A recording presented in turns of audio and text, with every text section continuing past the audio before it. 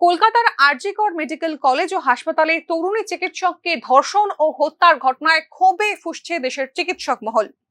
দোষীদের শাস্তির দাবিতে মঙ্গলবারও দেশের বিভিন্ন রাজ্যে প্রতিবাদ ও বিক্ষোভ প্রদর্শন করলেন ডাক্তাররা। আরজি কর কাণ্ডের আজ পৌঁছে গিয়েছে মুম্বাই, দিল্লি, লখনৌ সহ ত্রিপুরা রাজ্যেও।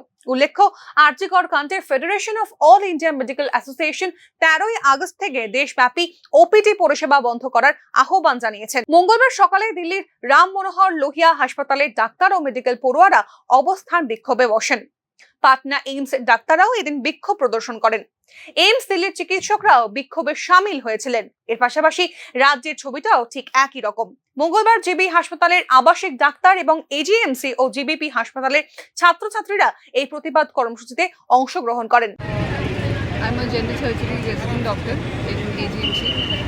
We stand united with our nation and our entire medical fraternity in this. We are really shocked, and it is such a grave crime which has been created. So we also want that the center should look into it, and the demands which have been put forward in the entire nation, like enactment of the Central Protection Act, transparent investigation. Good morning. My name is Dr. Priya Ashok. I'm a first-year general surgery resident at JDMC and JBPH. In light of the recent event which has happened at Arjikar Hospital in West Bengal, it is very shocking to know that one of our resident doctors has been made to suffer and has been killed from a heinous brutal crime.